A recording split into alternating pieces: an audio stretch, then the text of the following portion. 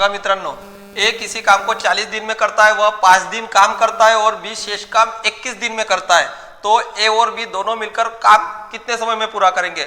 RRB 2024 ला group D मध्ये आलेला प्रश्न आहे. काय करावं लागेल? सगळ्यात पहिले मित्रांनो बघा, ये किसी काम को 40 दिन में करता है, ये किती दिवसात काम करते? 40 दिवसात करते ना, तो 5 दिवसात काम करते, 5 दिवस काम करते आणि शेष 21 दिवसात बी करणार आहे, तर 5 दिवस काम करते. सगळ्यात पहिले महत्वाचा विषय लक्षात ठेवा मित्रांनो, कोणी किती काम करो, 10 दिवस करो, 15 दिवस करो, 50 दिवस करो, 200 दिवस करो, तो त्याच्या एक काम राहते. एक काम राहते. एक कामापैकी त्यानं किती काम केलेले आहे? 5 काम केलेले आहेत. म्हणजे किती झाले?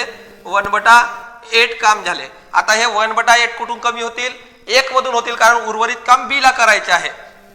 तर 1 मधून 1/8 मायनस होईल. 1/8 मायनस होईल तर किती होते? 8 1 8, 8 मायनस 1/8 बरोबर किती आले? 7/8. आता हा 7/8 काम कोण करणार आहे? बी करणार आहे. किती दिवसात करते? 21 दिवसात करते. बरोबर, 21 दिवसात करते. आपल्याला काय करावं लागेल? हा 7/8 इकडे आणताना, एच्या काम बी कडे आणताना आपल्याला क्रॉस करावं लागते, म्हणजे छेद अंशाच्या ठिकाणी आणि अंश छेदाच्या ठिकाणी. तर काय होईल? 8/7.